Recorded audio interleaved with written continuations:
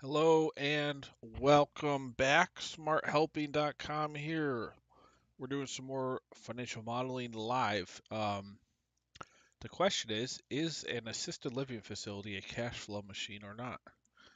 Shall see. Um, Today, we're going to go with the expense assumption build out. We'll probably get all the way down to cash flow before tax and before CapEx. Although we do have CapEx for acquisition development costs. We don't have other equipment and other depreciable items in yet, though that will be added. All right. Hope everyone's having a great week. It's already Thursday. It's flying by. We've been doing this model all week. It's going really good. We got all the revenue assumptions built out yesterday.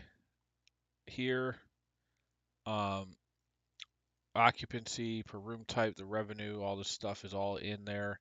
Today we're going to get the staffing and other costs, maybe startup costs and debt as well. Before I get started, let's get our link out to Twitter. Do a sound check. To Twitter.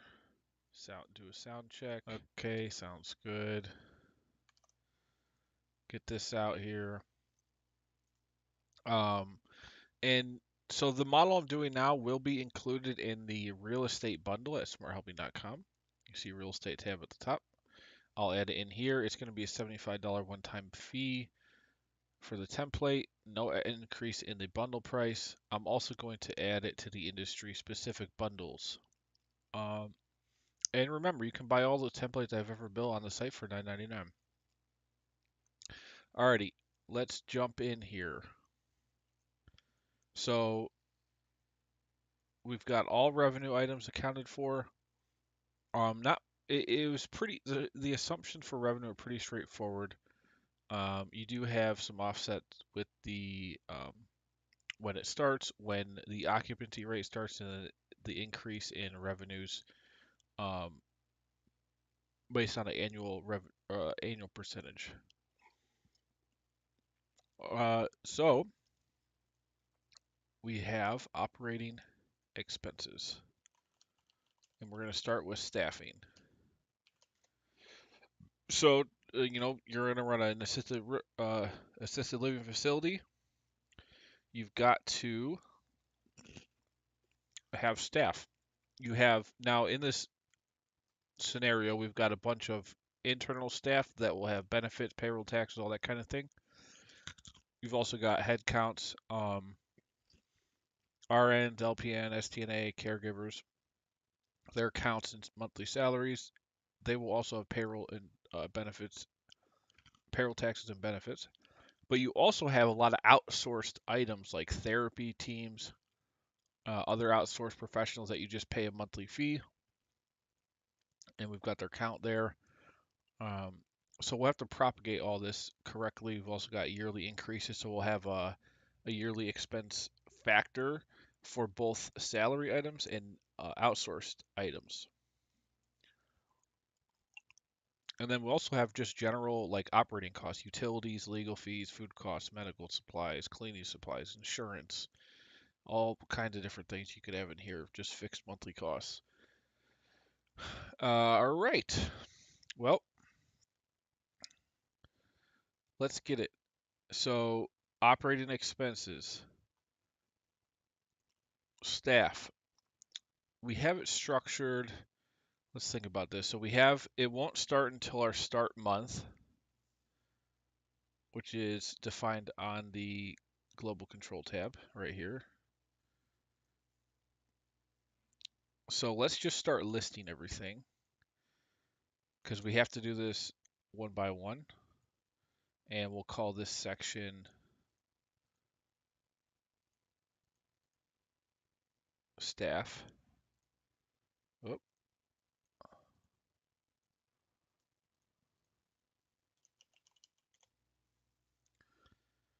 Actually, we could call this in-house staff.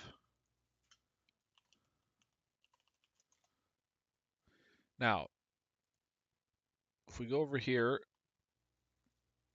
we need an expense factor, number one. So let's go over here. build this. So this was for revenue. We can use the month number. It will be the same base factor revenue. We're going to have a couple more of these.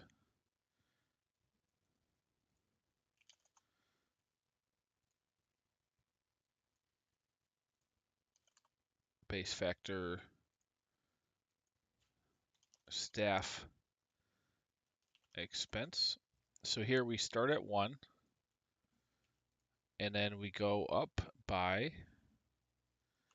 equals that times 1 plus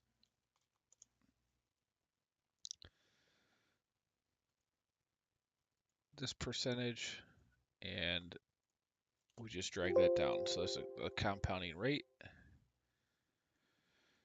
We also will have same deal, but now let's pull the, oh wait, salaries. So hold on, salaries is at the bottom.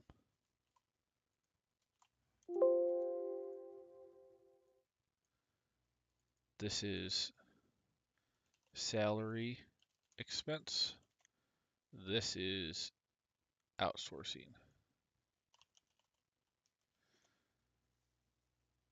And then there's going to be one more,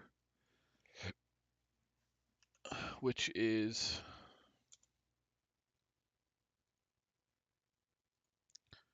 other costs. So potentially, now the main reason why I have this is because you might be growing your payroll, your wages and all that, and salaries might have a different rate of increase than other expenses based on whatever your policies are. So I have the ability to separate that out. So we have these different growth factors. We want to put that at all those at the top since there's 3 potentially different ones. So we have expense growth factor in-house staff. Actually, let's just call this expense growth factors. And then we can just go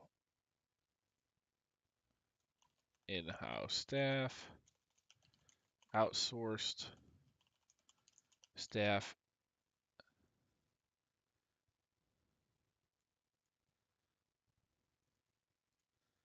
and general OPEX with all potentially different rates. And there we just simply take the year end active, the month since live, this one, as our reference to the month number, and we'll take that. So outsourcing 3. Oh wait, this was so this is outsourcing.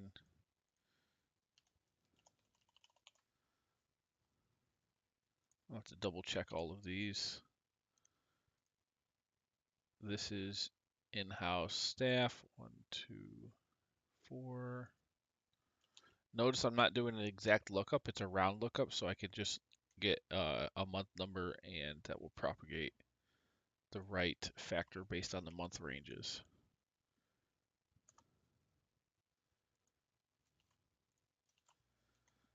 Okay. And then general OPEX. I know that's the last one. 1, 2, or 1, 2, 3, 4, 5. All right. Now let me double check these. So this one was staff F1 is outsource. F1 outsource. Yep. Uh, salary is F2. Yep. Just making sure my naming is correct. And then base factor, that's other costs. Yep. Okay. I think we're good. So this is the base factor. We'll multiply the initial amounts by. Now hold on a second. I'm thinking if so. So do I don't think I actually need this because this was taking the base factors here, just showing you by year the monthly amount, but that might not be necessary because we can just multiply the starting amount by whatever it is, and we also have to account for the start month. So if you had items starting in the following year, year two, then technically, well, they would just be at one base factor higher. I'm thinking if we actually can use this schedule or not, and just do a index lookup.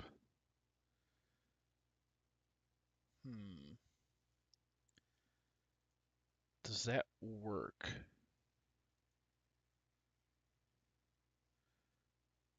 Because in that case, we don't really need the base factors at all. I'm trying to think if this makes sense. I think so. I think so. So let's just kill this whole thing. No need to be redundant.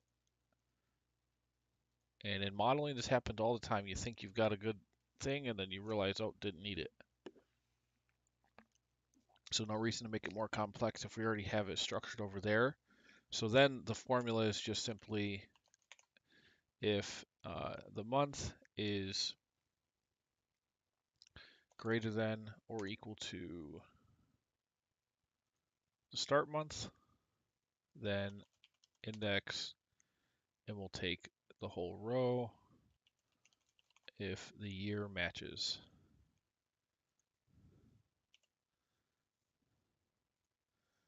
the year up here. And so that would be the monthly cost.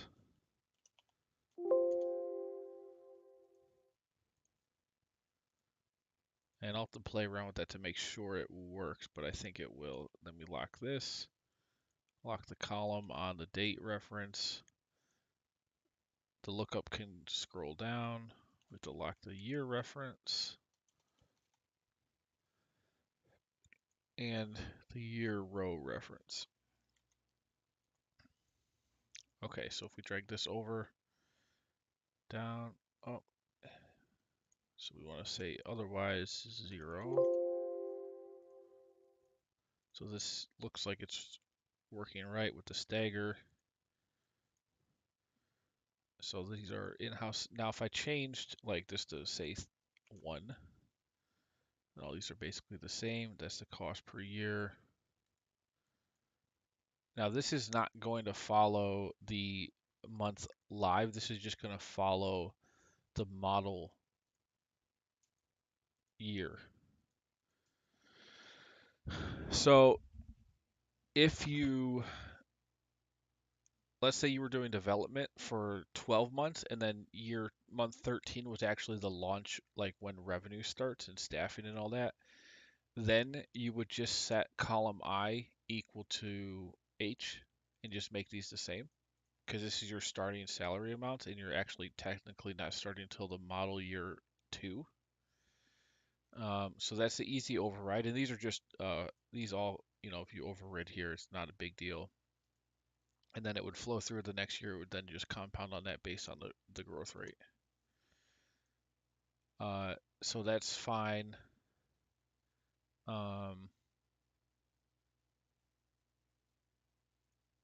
Okay, go down here. So now we can, is that everything? Oh, let's go all the way over here. Oh no, there's more. So 42. Yeah, 42 is the end of that one. So we have total in-house staff. Actually, well, we have more. Hold on. What do we want to call this? Because we've got these general positions and we've got all the different things that are a little more likely to have a bunch of headcount. So I separated these out. I guess we could put that in with this and then do the total. Okay, so there's going to be that, and then RNs, and these are going to be more complex to do. Well, actually, maybe not. Let's see. Because so if we drag these down, then here we actually start the RNs at 46.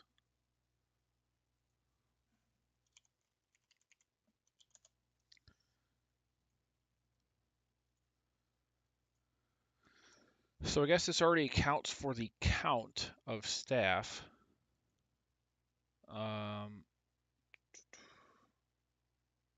Now they should be staggered though. This needs to start at 46.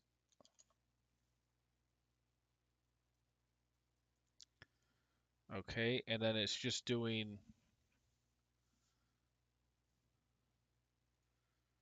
We're already looking up here, taking the total count.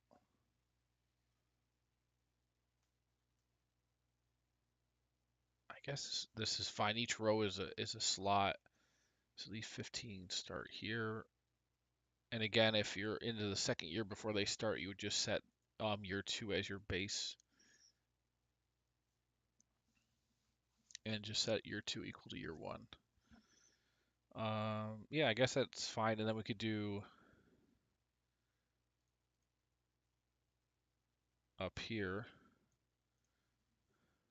in-house staff headcount. We could just simply go sum ifs. And we want the total here if this range is greater than or equal to the month C4.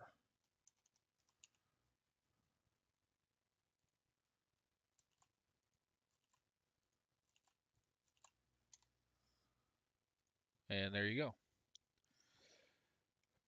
Oh, something's not right. Staff is greater than or equal to. Oh, wait a second. Do we do less than or equal to?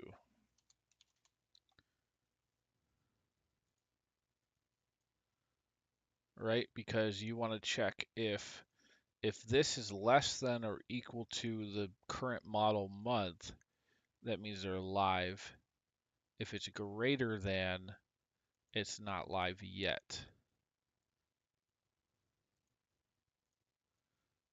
Yeah, that makes sense. So here's as we continue to add people, and we level out at, looks like 87 by February 2026, which should be the latest month. So February 2026, yep. So that makes sense. Okay, perfect. Now we also want to format this in if the month is greater than the end or the end month of the model, then zero that out.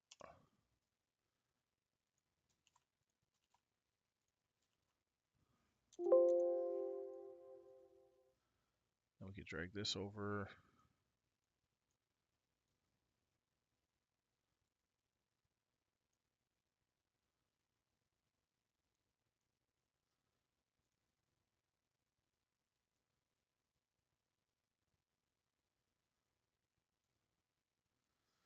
Okay. And then we could drag this down to right before the other staff types start. I guess there was no reason to separate these two.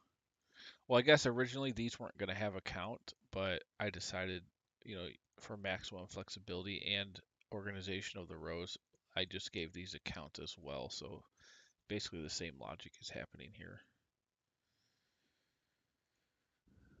All right, and let's take this formula,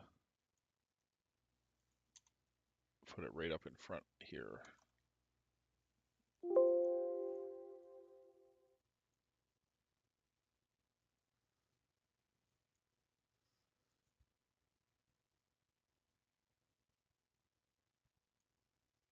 Okay, looks good. We'll have to do the same thing for revenues. Let's see. We might be able to control it with the base factor. So if our month is greater than end month,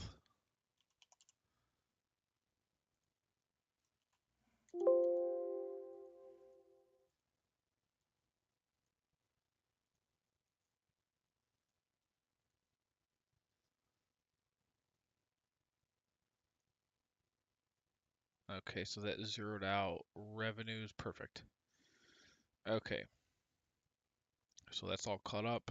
Now we have total in-house staffing costs. Oh, however, we need to do benefits. And so the question is, do we need an individual payroll tax and benefits percentage for each of these individually? Um, I guess we could, because different positions might come with different benefits, and that could affect the percentages for sure. So on that, I definitely want to, we probably want to make a matrix tab to say benefits, and let's see, how do we do this? So each one, where did I put that at?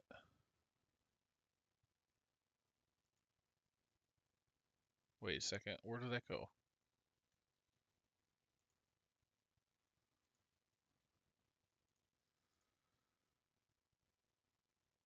Where did I just write that? Ah, here it is. Okay, so benefits. Let's put this over here.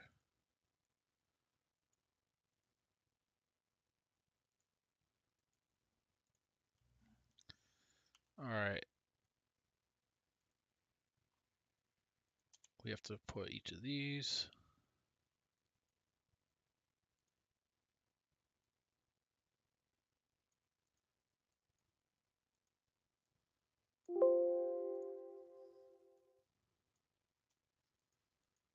And then don't forget,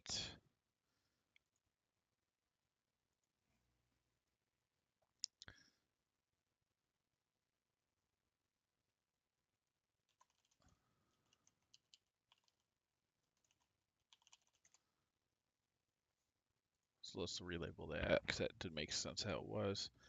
All right, so what we have to do here, we can put our date in just so we can see.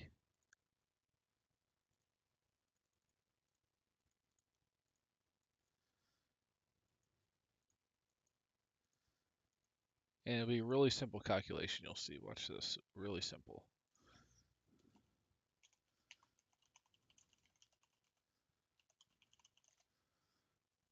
And we want a space here actually.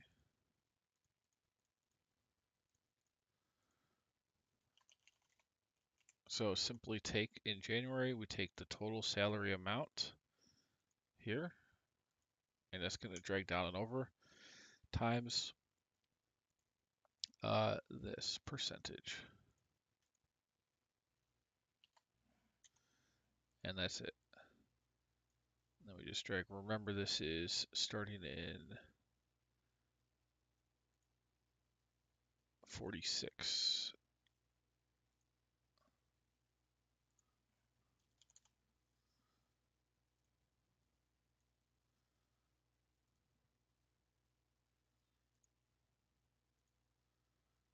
And that's it. And then we have, now we can total this up. We have our total benefits. Oh,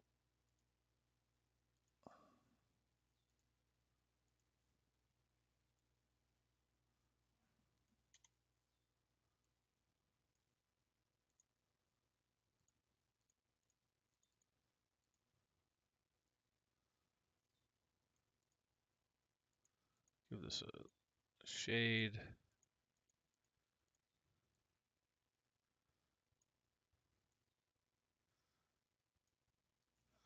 All right, and that's it. We drag this all the way over.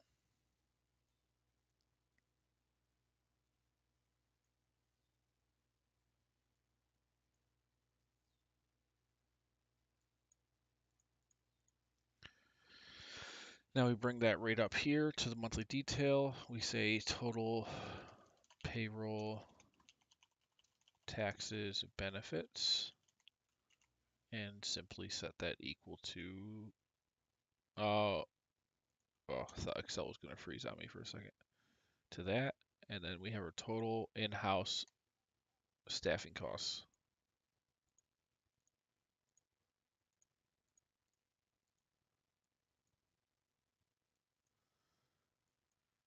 So you can see how that can grow quite a bit.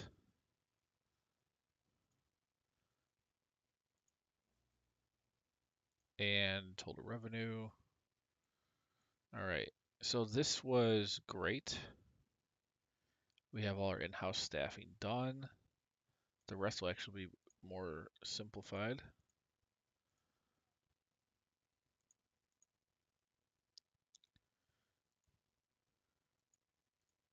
So here we now do outsourced therapy, same logic, but we'll take these rows and same for this. So we'll call this next. So we have in-house staff.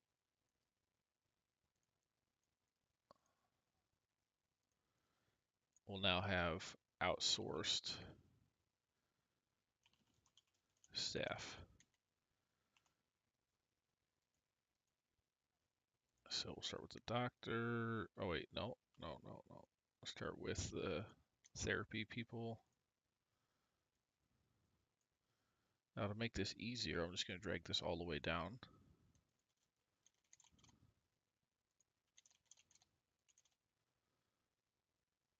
We'll do the index. So what are we starting at here? Row 53.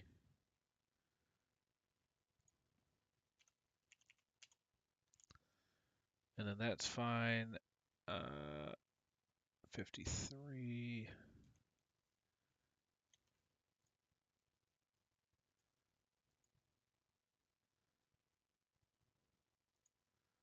Okay, and note my numbers are just arbitrary. Just putting in the logic so it works.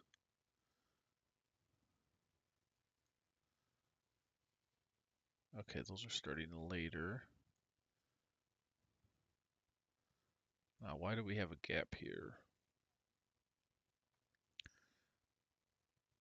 Let's put in some numbers for all these just to have logic checked.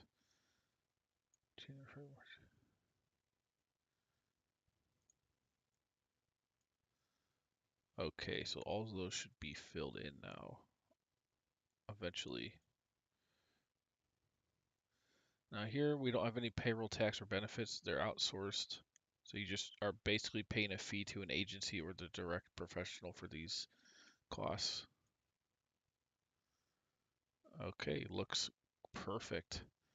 And now I can delete the extra spaces in between. We we can separate out other outsourced from the therapy team as well.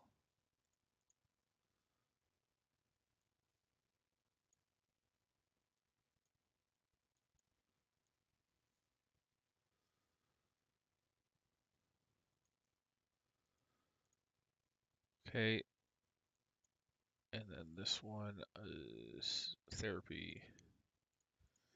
Now, if you have other things, there's plenty of spaces here. We've got 15 extra slots for different types of positions and outsourcing things. You could control the count as well as the costs, and if it has payroll tax or benefits or not. So it's pretty flexible.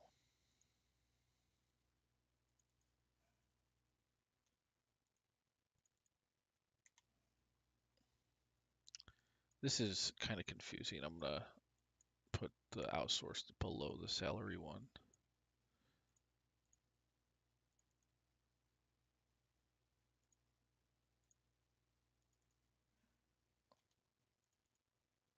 Okay, that's better. All right. Total outsourced professional costs. And we're just summing up the whole thing.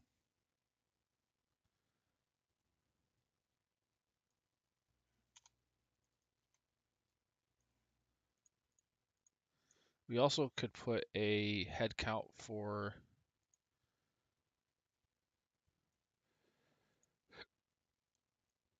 outsourced staff.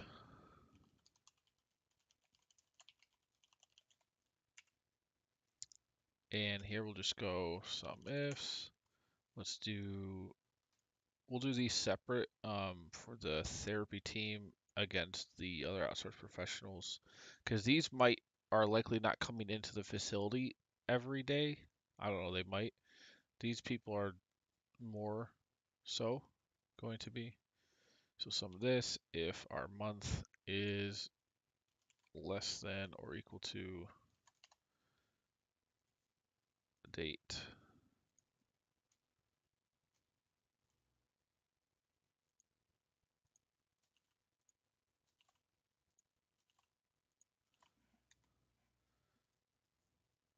One, two, 3, 6. Nice. Okay, so this working. Give it a soft underborder.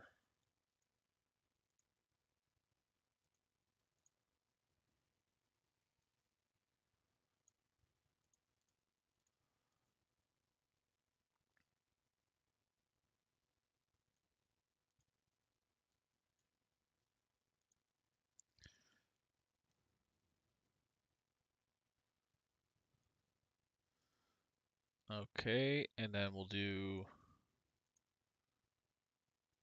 let's just do the total. Let me just bring it all the way down to 98.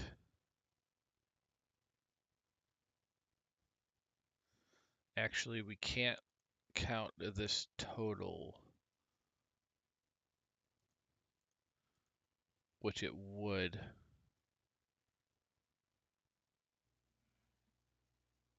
Which it would for this top area too, because I think it's got too many. Let me see. Are we summing up all this?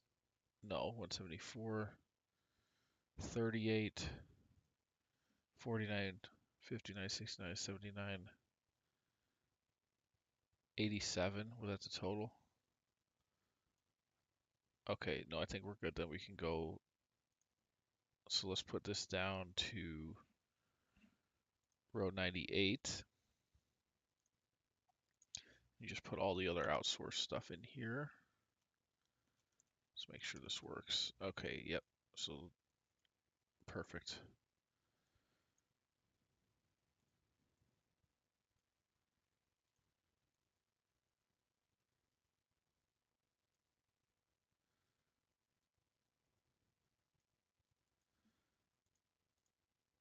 And really, so let's make sure, let's see. If I were to clear out, so at the end we end up with 45. If I were to clear out the last three, we should have, or last four, we should have 41. Perfect, okay. So that works. And note, we can't just count so I was thinking about this, we can't just count the number of rows here if they're not blank, because potentially, especially in these ones, a given row might be 5, 6, 7 people, depending on the count for that position. So we have to actually do the sum ifs with a reference to the count and the month. Excuse me. Oh, all right. Let's put these costs in here. So total outsourced costs here, and then we've also got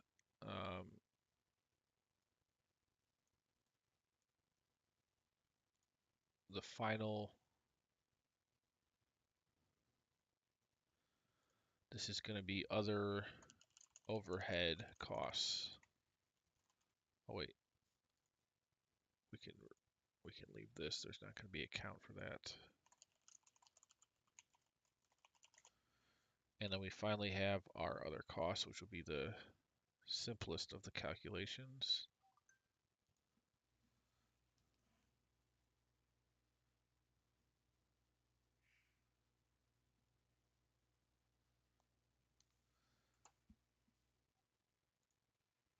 So we drag this down to 55.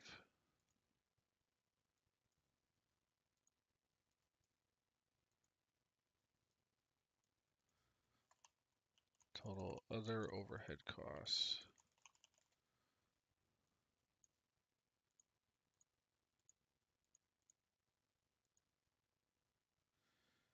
And here, so different tab index, take this and match the year with this. So we got all of that going on. Let's see, we need to lock that. That can run. We need to lock this. And then we also say if this is less than that, 0.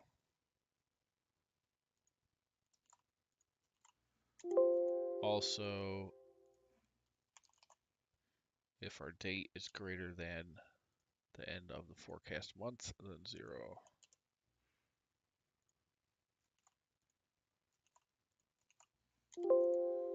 Okay, and that should be all of that.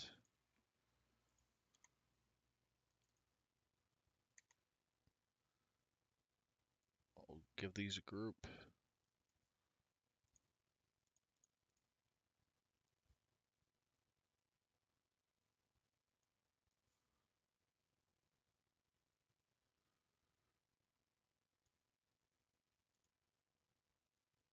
And those are the other overhead costs. So we've got all of our costs in here, all of our revenues. So based on that, we now have Ebitda, earnings before interest, tax, depreciation, amortization.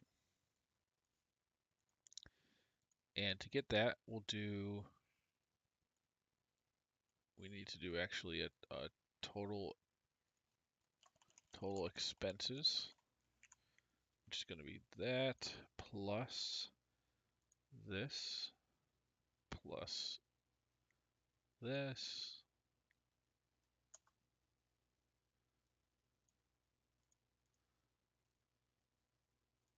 These could be a light border actually to match the other. Yeah, that's light.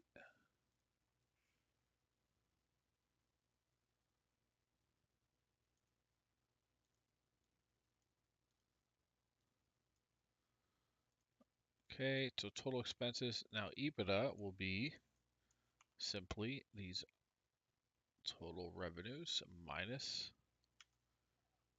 expenses.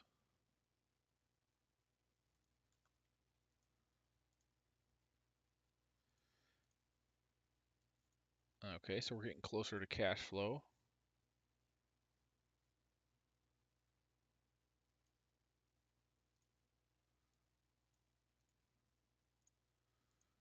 Now we also, so Ebitda, now this is not an Ebitda, this acquisition development costs. However, what will be after, well, there will be depreciation with those costs. But that'll be on when I do the financial statements. It'll be in there. But for cash flow, we just want to know the amounts coming out and when they come out. And then we want to know the operating profit or loss, which is this. Or essentially the Ebitda. Now,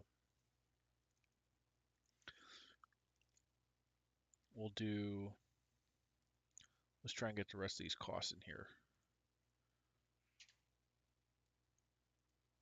So you've got startup costs,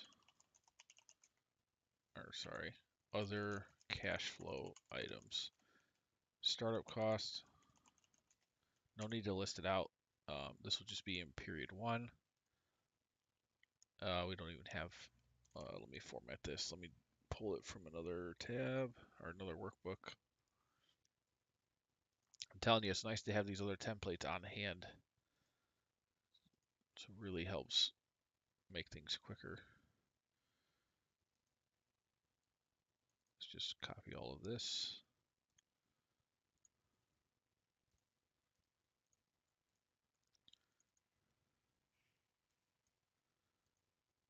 All right, so that's good. These are all unique. And then what we'll do after I finish all of this, the monthly and annual detail, we'll do some visuals. We'll do the executive summary, contribution distribution, discounted cash flow analysis. We'll have then after once all those are done, I'll do the financial statement. So we'll then do an integration like we've been doing the last 7 months with all the other templates. It's just now we've started from the very beginning of a template.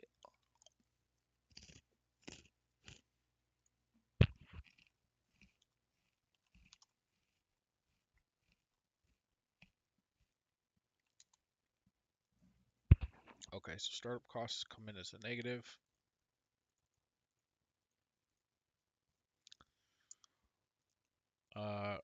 Oh, so what I wanted to do, shoot. I was going to make all negative items a negative. Like, that's why I started here with the development cost coming through as a negative. But I didn't do it for the OPEX. Wondering if that's fine.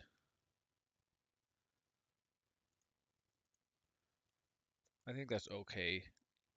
Because these are like the subtotals, the totals within the subtotals. And normally you don't see these coming through as a negative number. They're positive and you subtract it. Up here, I think it's good to make these negative just so you could see there's no kind of question about it. Okay. So we have startup costs, debt service. We'll do principal payments, interest payments, and this. Oh yeah, so we've got some interesting logic here. I'm gonna have to look.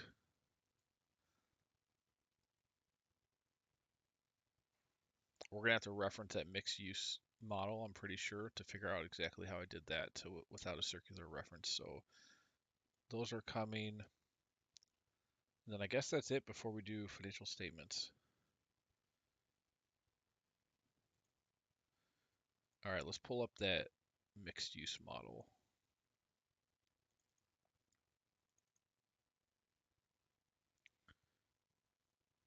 So how did I structure the, so here I did, took the cash flow if it's negative. Well, first of all, there's an option to not use any debt, it looks like here. And if you are using debt, you're summing up the percentage of development financed.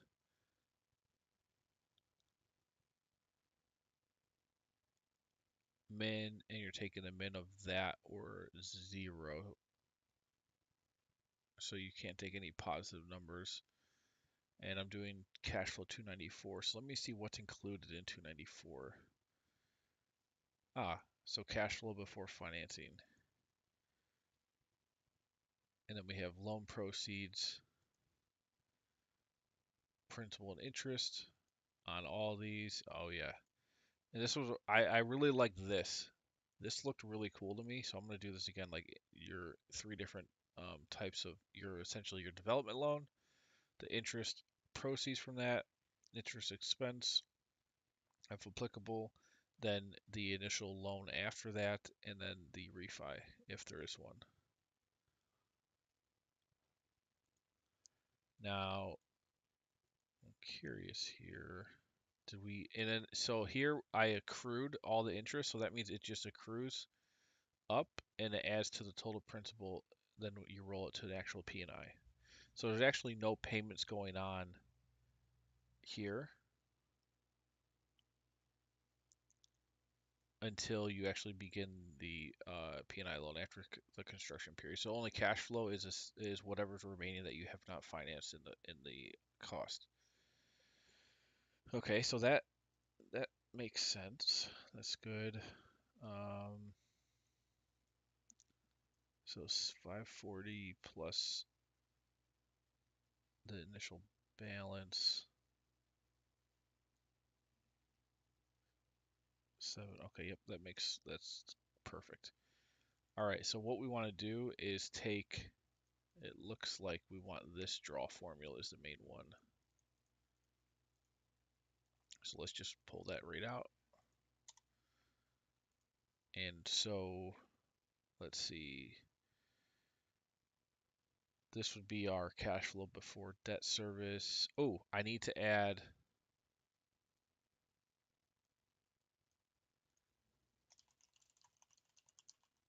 So there's no errors in the circuit, in the error in the calculation.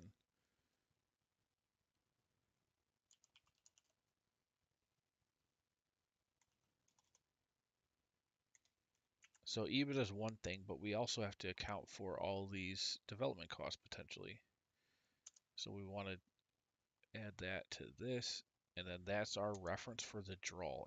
Essentially any negative amount is potentially a draw.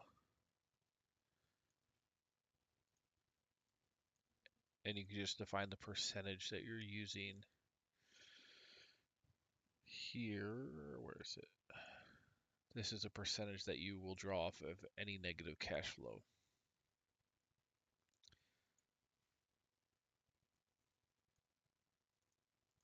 Now, there could be burn that gets lumped into this. I'm wondering if so we could assume you're only drawing for the development period only. So that you'll never get a negative cash flow that's financed with a development loan that's from actual operations.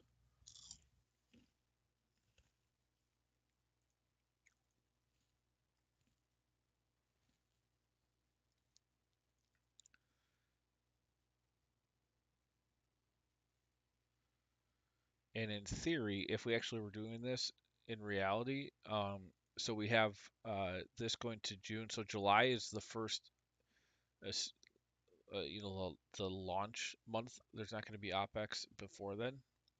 So we technically should go here, and there shouldn't be a start month before July. So let's just say everything starts in August or later.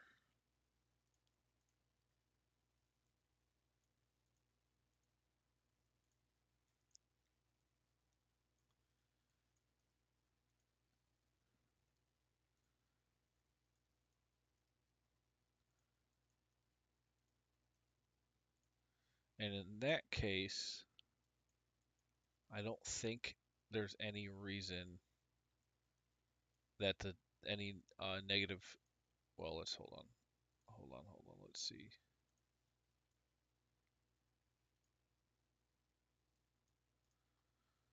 So everything's starting here, starting profitable. You have your develop. So yeah. So now the only negative cash flows in the development period are the development costs or acquisition costs if that happens. If you're acquiring something rather than um, building it, or you could be building it and also doing some renovations or what have you.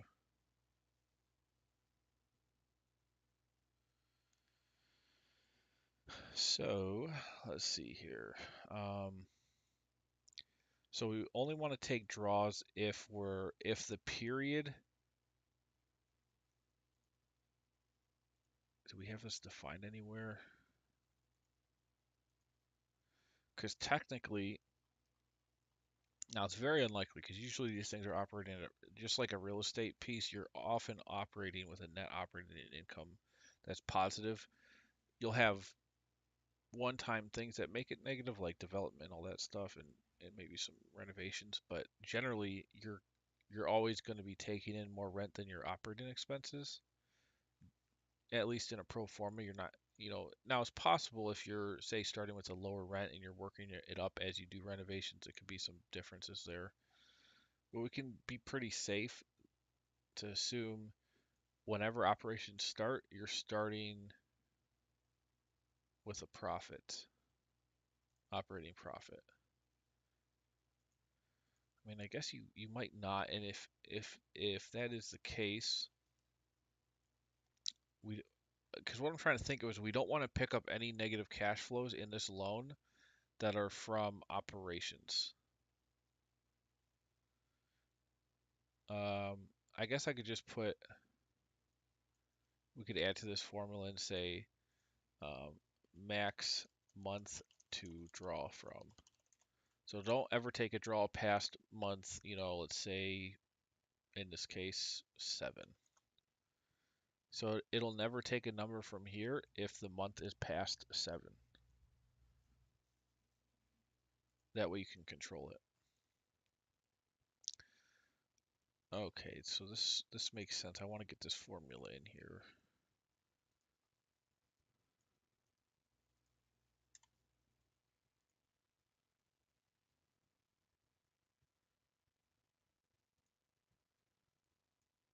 Now we can say where do I want to put this?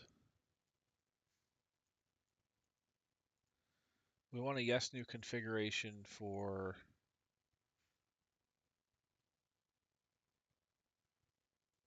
if we're going to use traditional debt or not. Now the amount we don't need to know. We're going to draw just on negative cash flows. So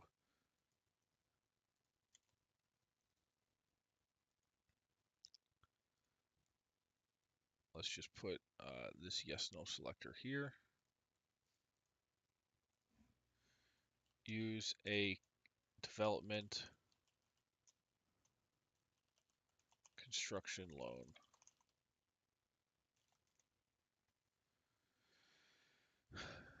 Now, I'm wondering if it's relevant to put also, if you think you are going to have some burn and you don't want to put all that up in equity, you want to borrow some in debt, there's a separate loan, or you could roll it into the same loan here and draw more off of that.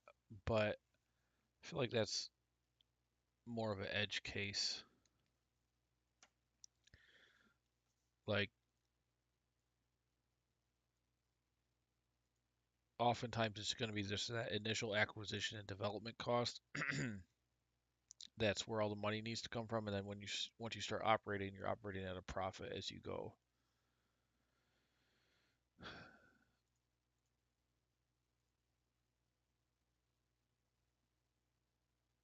Okay, we'll leave it like that.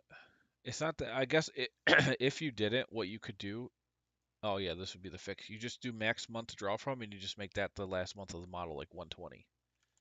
In that case, it'll draw any negative cash flows rolled into this um, schedule, and it'll go into traditional debt over time based on how you configure the assumptions here. Okay, so yeah, that works. As long as there's ways to get the logic to make sense in any scenario, that's what we're trying to figure out. All right, so if this is no, then you're not drawing anything. Otherwise, we want the index of our cash flow before debt, this, and then we want to match the month number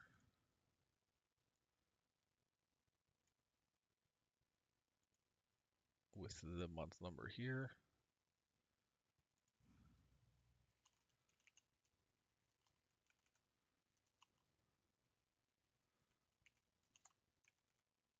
This is locked.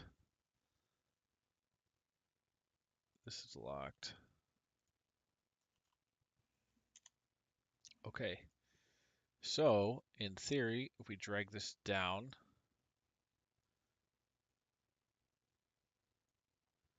here's our draws, which makes sense. This is 825 and then 112, 112, based on you funding 75%. Now, if this were 100%, it's all of it. So that's all 1,850,000, which is our total development cost.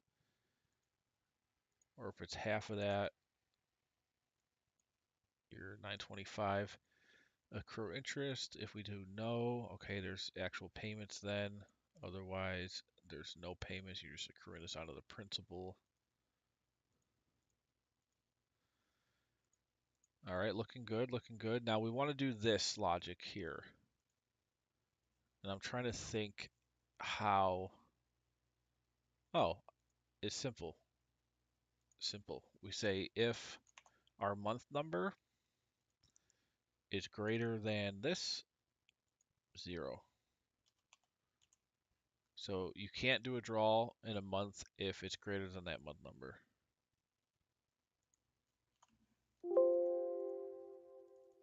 So if I were to say 3 here, then that's saying I can only take draws for the first 3 months of the um, forecasting period only. And that gets you around like potential burn that you want to finance versus development in acquisition costs and all that stuff. So here it's going to be 7. This, remember, needs to be the first month that you draw, which it might not be if you're not planning on doing the acquisition till, let's say, March here. Let's say this doesn't happen till March, and there's nothing here. Then you go here to your debt, and you can see it doesn't make sense. Interest only period of 10, and there's only 8 periods here because this is actually running off of here. So our first draw month is actually March, so month 3. And now we have our draws happening accordingly. Now in this case, we have to also watch if we're drawing for more than through to month 7.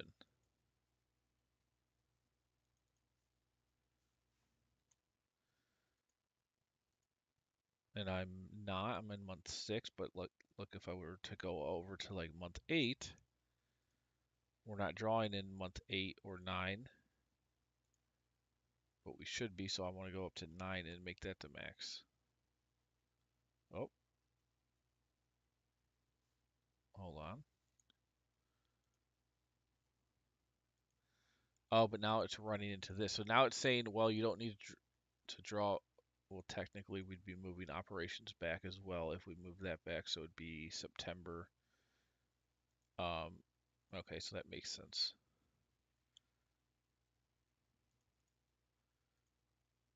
Because this has to be one line item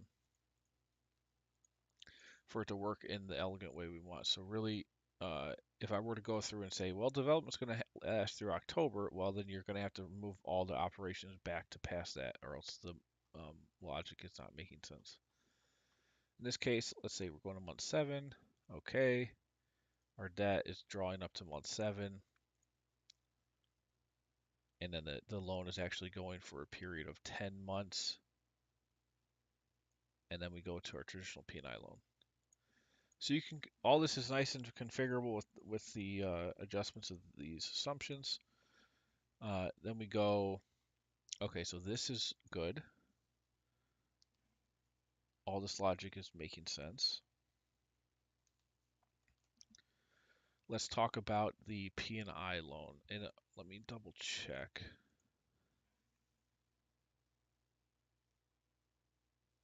Does this make sense? 1, 2, 3. Yeah. All right. Let's put this back to month 1 first of all.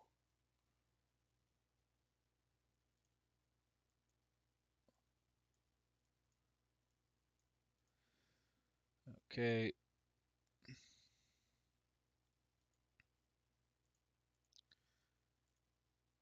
Good.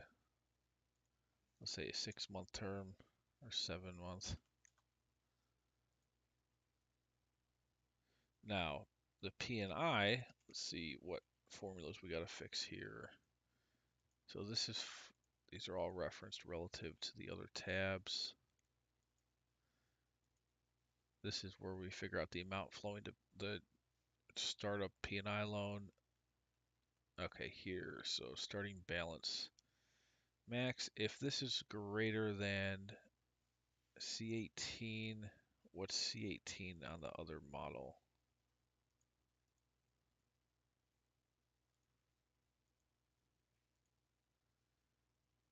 Month of loan payback. Okay, so we have to manually define. Ooh, this could get tricky.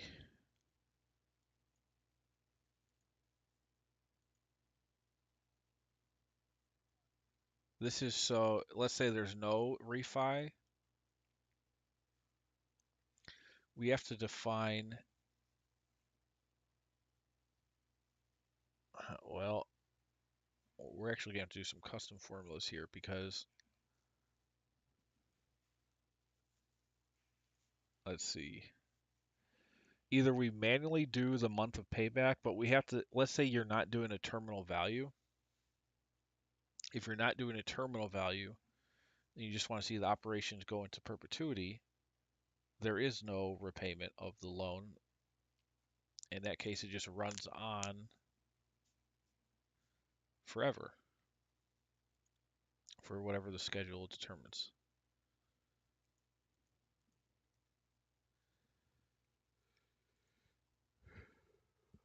So, how do we handle this with this current logic?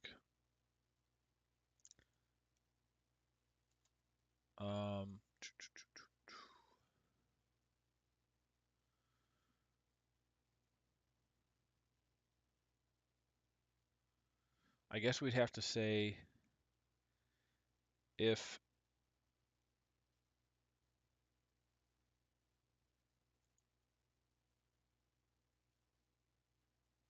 let's see if this works. If and the date over here is greater than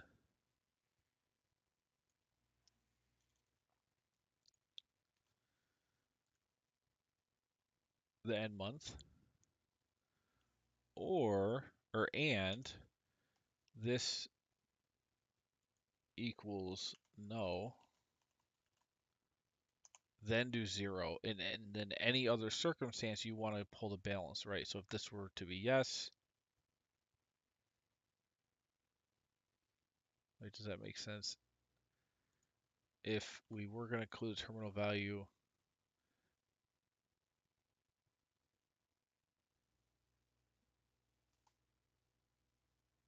I'm trying to think how do we handle this?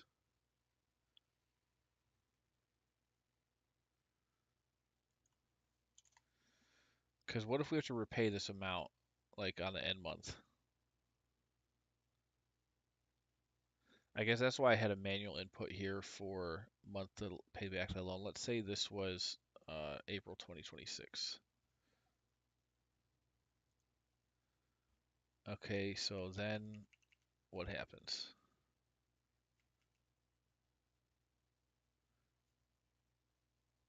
Let's say there's no refi. Ah, okay, so the repayment just fits in there. Okay. So that was just, so really all the starting balance is doing is trying to figure out if it should zero out or not if it's past the model end month. Then there's other logic in here to determine the repayment happening. Okay, so this could be simplified, I believe. And it's just going to be equals if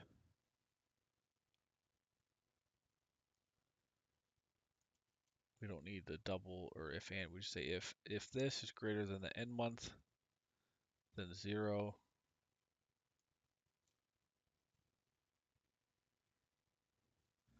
Because we're not going to assume any early repayments. It's either going to be repaid on the exit, or it's going to be refinanced at some point, or it's just going to go. So I believe this will work like this.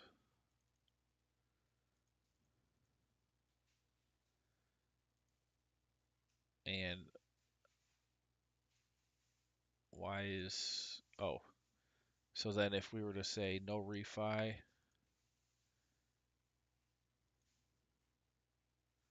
now why is this repayment happening? Let's see. Oh, we're still referencing the other workbook. Okay, let's look at this formula. So if C15 is greater than or equal to, oh my goodness, there's so much logic here. This should be fine. What's control C18? Is that that's the end month. So let's just make that reference to, again, this end month.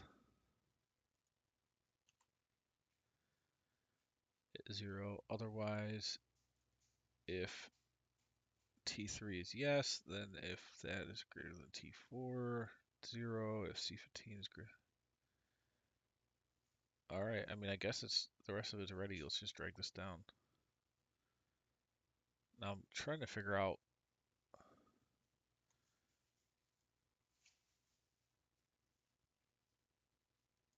why are we ending? Why is this going to 0 in May of 2026? That's fine. Oh, we still got more here. So again, this is referencing the end month.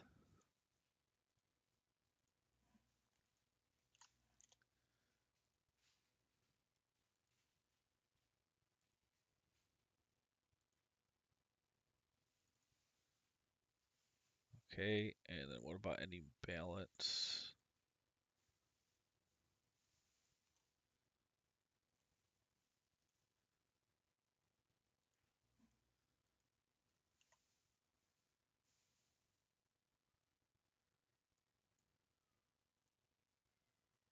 This one. Man, I remember when I built this logic with the mixed use model, it was intense. There was a lot of formula, a lot of logic here in this one. All right, let's try this. Okay, and then this. Oh, I think this is happening because this is all referencing that month on the mixed use that I changed.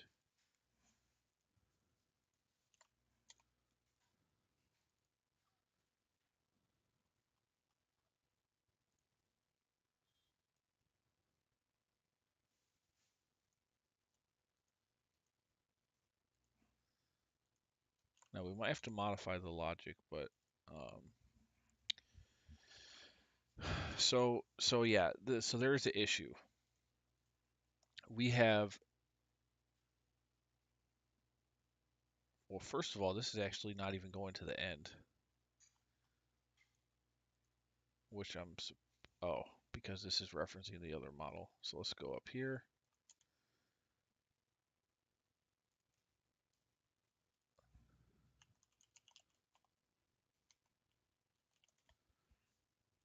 Drag this down. Now, there we go. Okay, perfect. So now we have the end here. This is saying the exit's in April 2032, so we still have this active. We're repaying it here. Now, if we were going to, see, here's the issue. If we want the model to just end, but we don't want to include a terminal value, then should just keep, this should not be repaid. But I think what I can do is, since this is referenceable, I can just reference this schedule and just say, since these are separate here, principal and interest versus the repayment, I can just reference the principal interest and only reference the repayment, and if there's a prepay fee, only if this is marked as yes. Otherwise, just ignore it and just do the debt schedule. So that's okay, so that'll work. Now let's say if we want to do a refi. what do we got going on over here? Okay, so here we definitely got a reference. And what is C17? Is that just if we're going to use that? Yeah. So here we just reference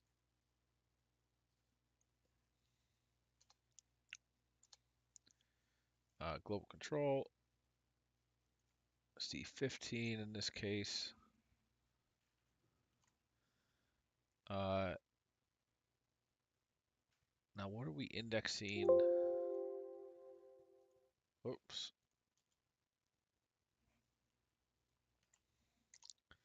What are we indexing over here?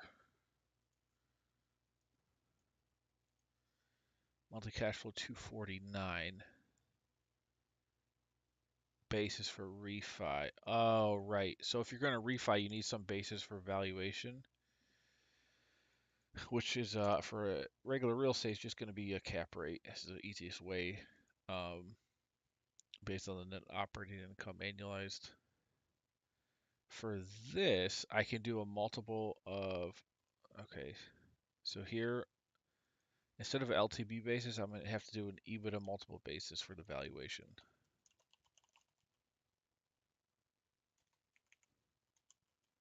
EBITDA multiple.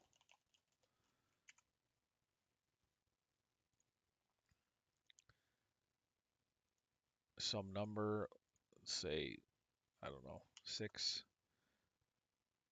I don't believe, so then I could just say, so then this was indexing that amount.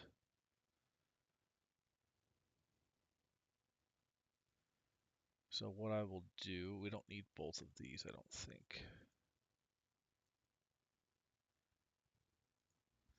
Used for valuation in order to, oh wait, we need the LTV. Hold on, undo. Okay, so LTV basis we need. So based on whatever value we get based on the EBITDA multiple, let's say whatever it is, say 6, used against annualized EBITDA to get a valuation for the LTV of the refi loan.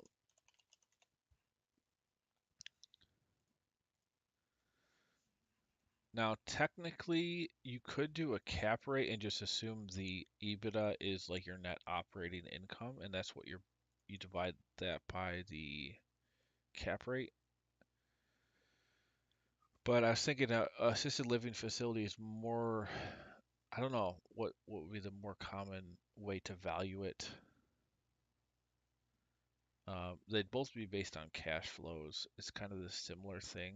Like if you do a 5% cap rate, it's like a 20 multiple, 20x. Um,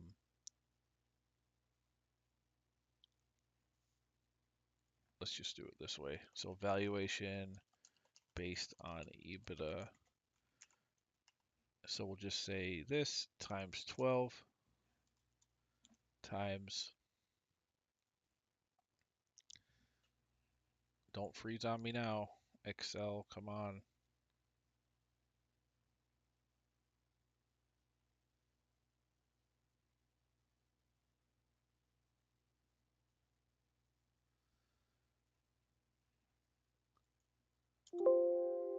Okay, yes, there's a problem. I need to reference the other tab.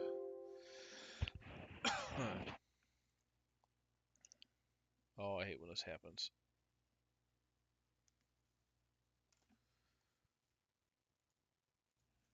Yeah, I need to get over there to the debt, multiply by this.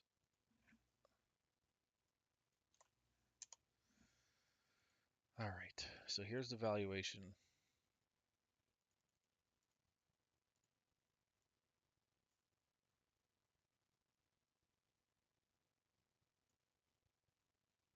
Now I can take that.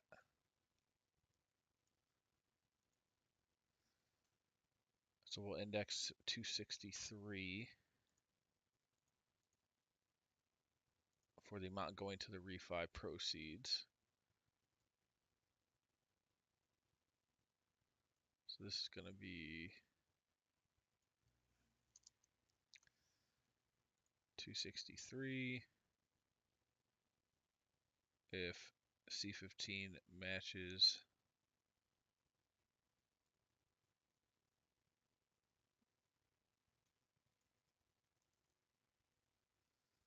the month. I believe we're taking the month number. Dang it.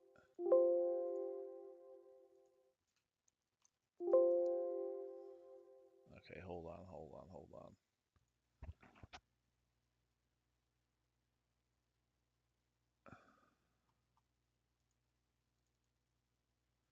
Month number and 3 is, yes, the month number. Okay.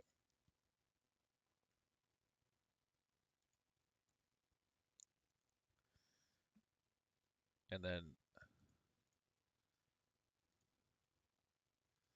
that's closed, and then minus that. Okay.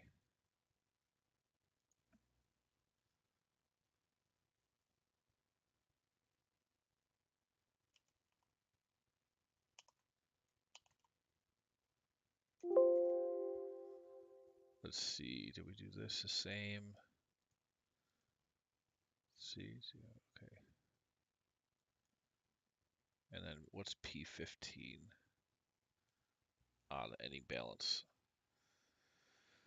All right. So what this is saying. Oh, hold on. We forgot to lock some stuff here. So lock this. Match C15. That scrolls down. This locks. Everything else is fine, I believe. So we're saying our value here is going to be the valuation on that month times whatever this percentage basis is. So it's 50. If we did 100%, it'd be 29 million. Oh, no. Hold on. Did we miss this reference?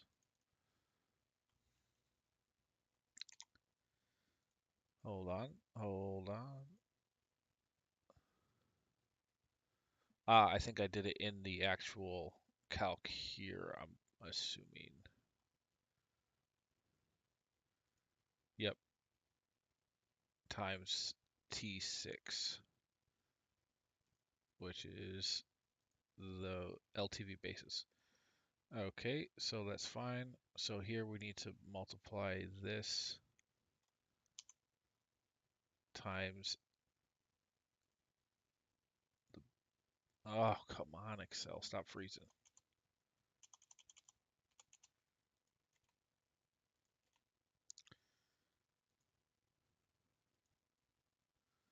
Try it again. Times the LTV basis. Okay.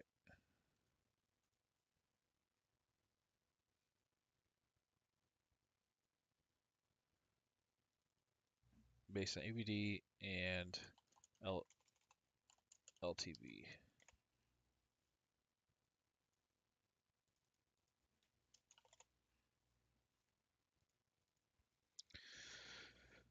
All right, now, so 50% for 100%, be double, 50s, half. Wait, what?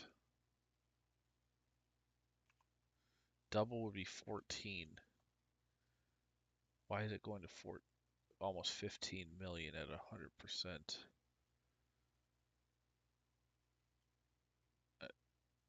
Right, so a quarter would be like 3.5, but it's not. What am I missing here? So 100% is just the number, right? Let's go over here. What's the date? December 2025. So here we're saying the valuation is 15.7 million based on 218,000. Ebitda for the month times 12. Right, so let's just check this times 12. Oh, times the multiple.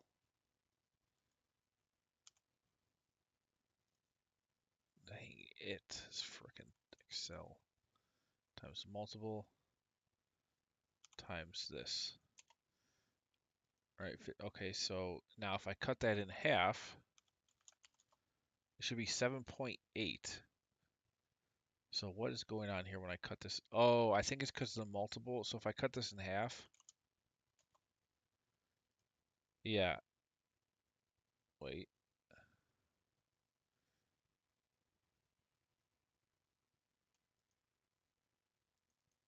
So it's saying 7.8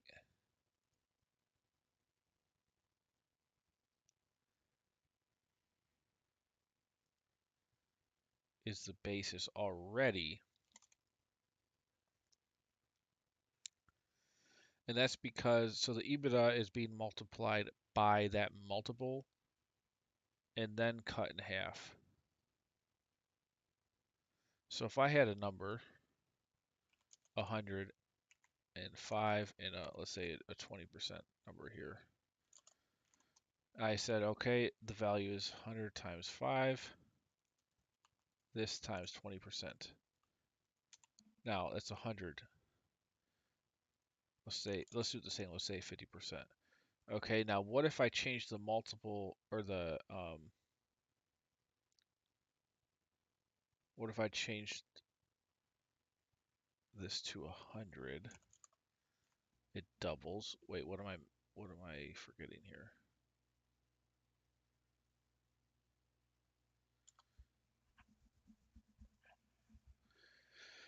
Okay, hold on. I know it's been a bit.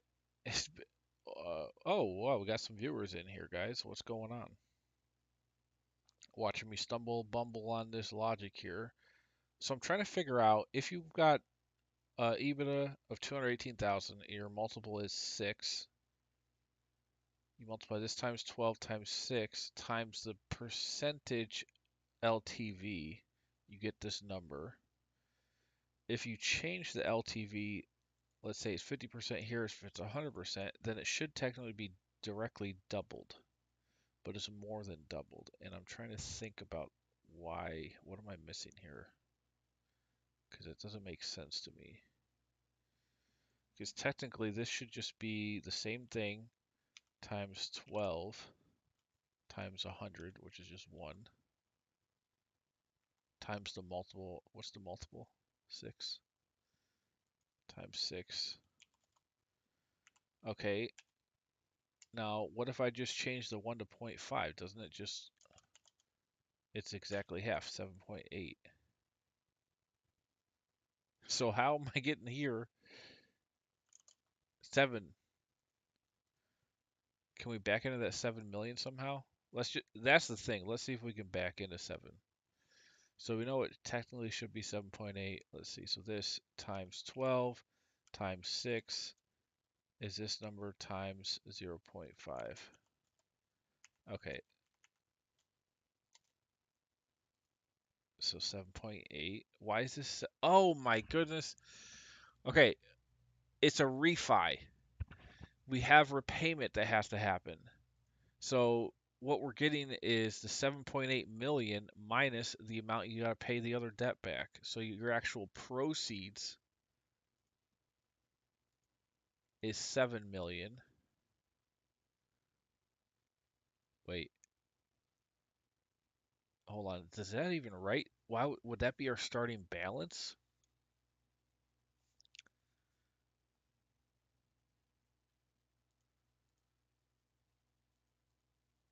What was I thinking here? So the repayment happens. So the value we're getting is 7.8,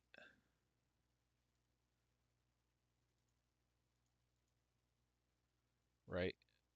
So you do the refi in December 2025, you get 7.8 minus the repayment minus this is 7 million. Oh, minus P50. Oh, right, because these are actually repaid. This happens elsewhere. This fee will come out elsewhere. So you got the refi amount minus the balance. You'll be paying the principal, the interest, and the prepay fee in that month as well. So 7,072,000. Hold on a second. We shouldn't be. We should be getting 7,072,000 as cash. Let me look at this mixed use model. Okay, so on this one, where's the refi happening?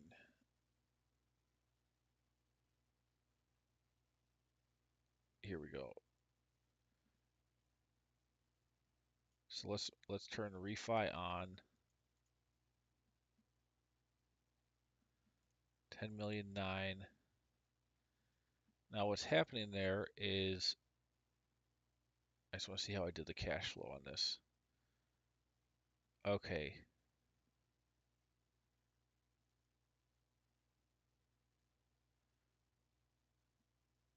Where's the refi at here?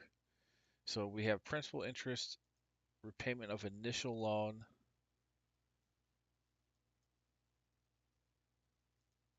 refi proceeds,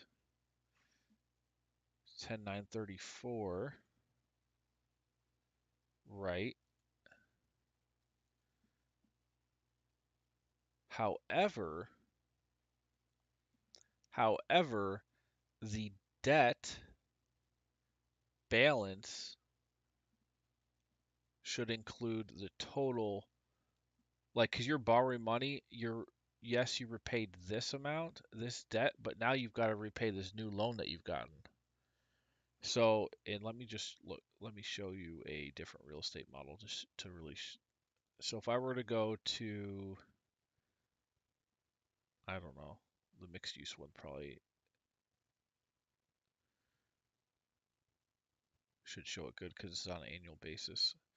Yeah, let's see here, because I believe that the refi principal and interest should be based on the total refi loan, not the total amount less what you repaid.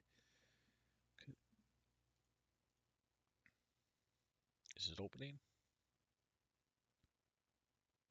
Oh, I selected the same thing I had already opened. Okay, so if we look at our model here, let's see. Oh, I have a bunch of stuff. So debt, um, the refi on this one balance is 12,843,000, and we're getting that based on, let's see, let's go to the cash flow.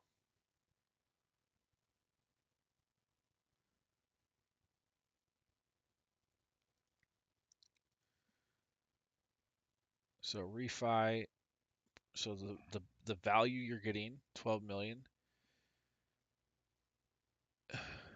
should be the refi balance, 12,843. Okay, yeah, see, so that 12,843 is actually equal to the same number as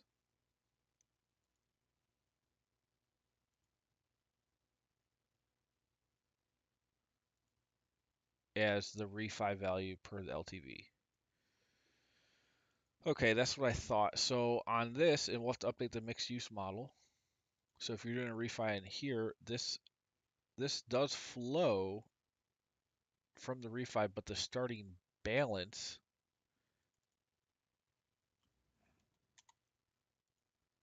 let's see, we're going to have to update this calculation.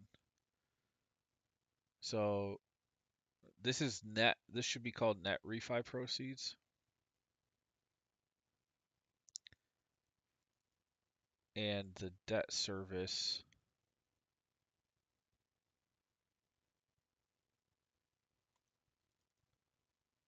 here, this principal and interest, which is based on V and W. Let me just double check and make sure.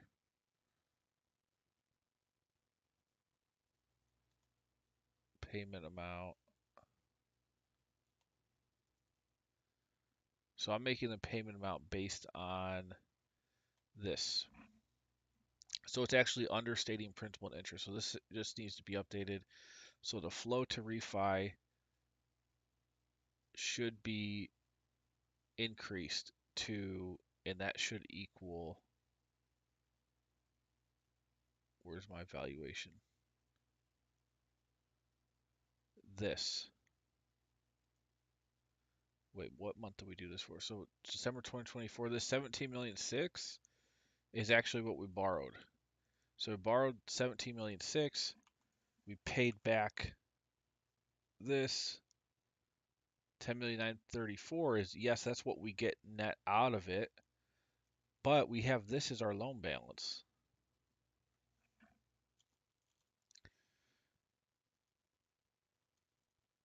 So what we're basing this on,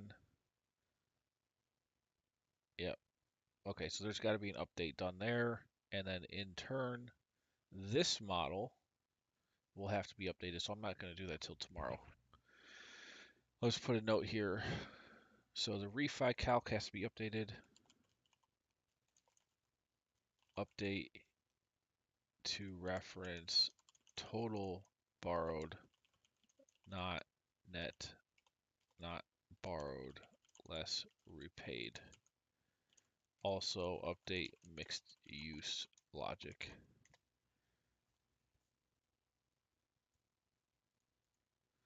And we'll have to see the best way to do that. So you saw normally like on the multifamily model, when I drug that up, it actually takes the total borrowed before any repayment as your basis for the amortization schedule for the refi loan. So this is going to be based on a bit more. It'll be like whatever it was, 7 million plus a million. So 7.8 is the balance. All right, it should be too bad of an update, and then we'll have the debt logic all set for this. We'll have the monthly detail, and then we can start building financial statements and summaries, and this will be all set. All right, guys, that's all I got for you. Remember to check out smarthelping.com for more. I've done hundreds of different templates and models, startup models, uh, SaaS and PaaS stuff.